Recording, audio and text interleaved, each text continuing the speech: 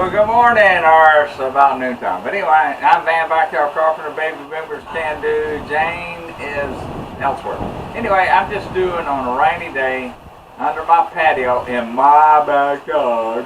I'm doing a thing where this is a sawhorse that my students, previous group of students built, right, according to specifications. And anyway, they had an opportunity to take them home. They said not to. So I took a couple of them home.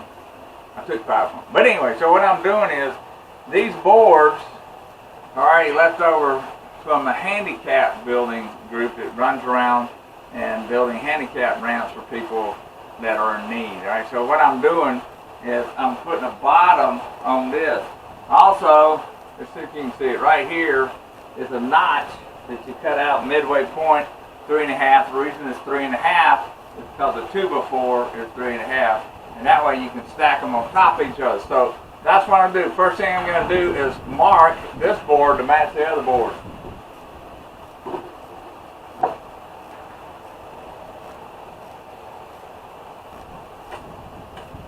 Alright, now that I've marked it, I use my speed square and cut it to size. Oh, by the way, this is a really, really rainy day.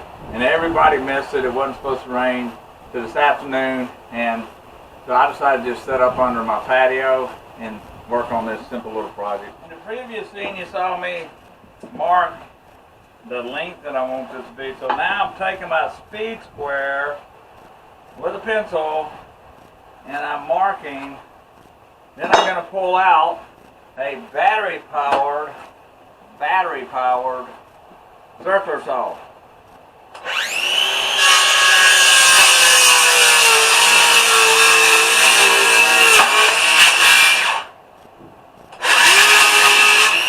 What you saw just happen is some of these pieces of leftover wood have got cracks in them, and the saw gets halfway and it busts in the piece here. So I have to move the guard out of the way just for a second to be able. Now let's take this back over to the sawhorse.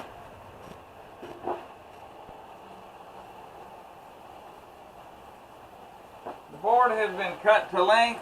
Now I'm going to use this, it's a bit that does a little countersink hole, and I'm going to countersink.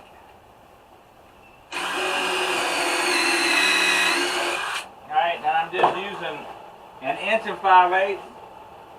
These are screws designed for decks.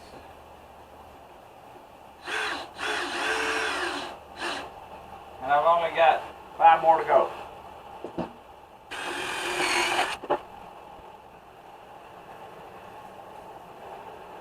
The last board is going to get kind of tricky because I've got to cut out the legs on the sawhorse. But anyway, so I've got to cut this length. I'm using my speed square. This is the speed square.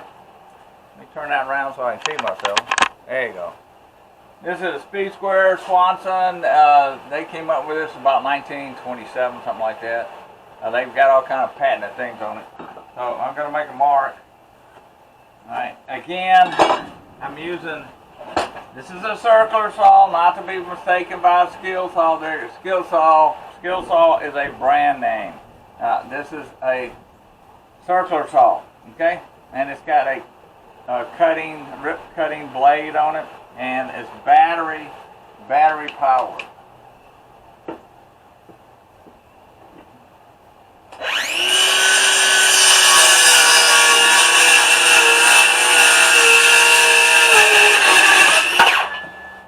Let me show you what we got to do to be able to get this last board in place. So the last board has been cut to length, and I'm doing bark side up. Let me explain bark side up. See how the grains are going up? That's called bark side up. It's supposed to prevent the boards from cupping. Okay, that's bark side up. So I'm putting this on here. Okay. And I'm making a mark on both sides, and then this line is going to have to be extended to 3.5 to cover this. All right, so that's what I'm doing next. so these lines have to be cut at 3.5. The reason is a 2x4 is actually 1.5 by 3.5. Alright. So I'm making a mark of where I'm going to cut out. Do the same thing on the other side. I am going to make them a little wide. Alright. Again, this material is left over from a group that builds handicap for people that need handicap ramps. Alright, and it's material they just can't use, so I decided to use it. Alright. I'm using now what is called a saber saw.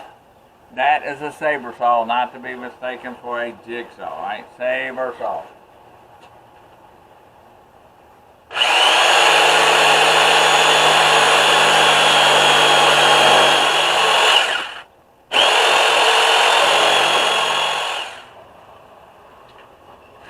Alright, to finish out this cut, I'm going across this way.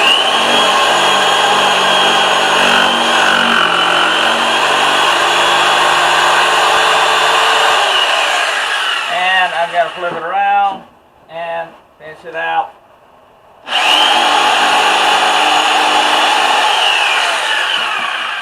That's what my gap looks like, okay? This is the final board, right? Final board. Alright, the last cut I'm making so it can slide past the 2x4 leg of this sawhorse is I'm going at an angle so it slide past. Here we go.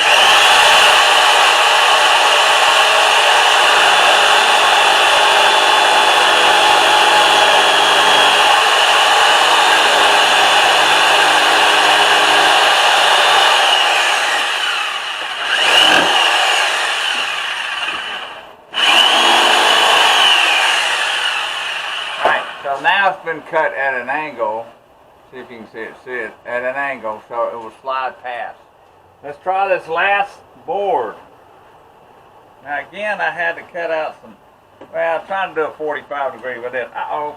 So it tells me that I'm just a little short, that I've got to cut back.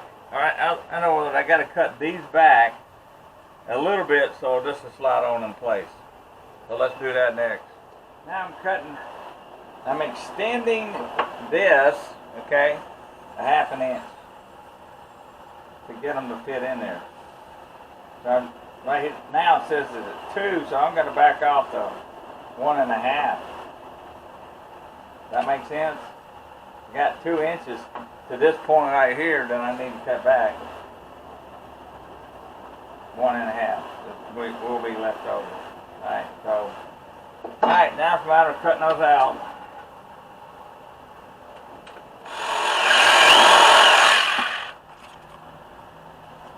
Well, here we go. Let's see if it fits in here.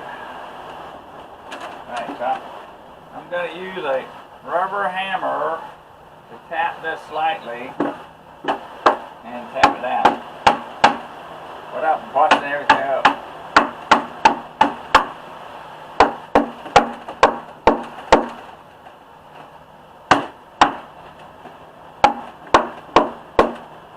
Alright, so I'm analyzing what I've got to do, and it tells me this other leg over here has got to be cut off.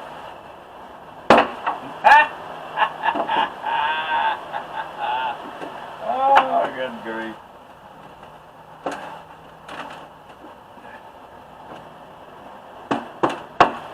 Well, that'll work. I've got a screwing surface. I've got a screwing surface on both of these ends right here, so it'll fit. Oh, that was funny.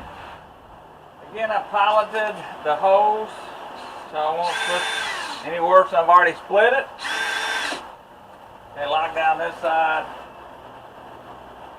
Lock down this side.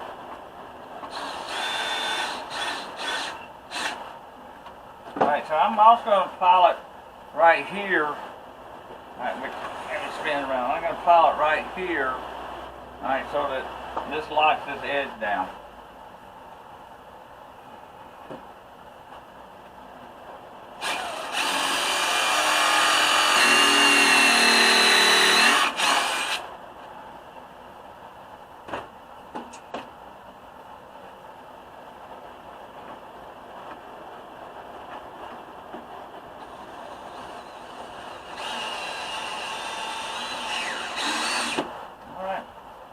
lock that edge down. So now I've got a place that I can put tools. I got a place that I can put tools when I'm using this sawhorse. Now, one sawhorse down, another one to go. That was just a quick little thing on how to make a shelf out of just scrap material that were left over from a handicap building ramp for folks that need them around here. So they had all this material left over. Instead of throwing away, I said I'll take it. So I cut each of these boards to length, then I pile it for each of the screw to it and split up the material. And you saw what happened at the end, but I can still use the shelves down here. So this is what it looks like. Now it's increased the weight. So anyway, I'm Van, the Backyard Carpenter. Jane is doing whatever she wants to do today, because I'm just fiddling around on a rainy day in my backyard under my patio. So until another project, y'all have a most fantastic day. Ending video for this project, take 2. What I forgot to point out is this material that came from the handicap building ramp people is treated. This, let's see here, is non-treated. Well, I'm going to keep these outside, which is the plan, that I've got to spray paint or stain this. So I'm probably going to spray paint it to protect this non-treated wood. This is treated wood, which can stay outside.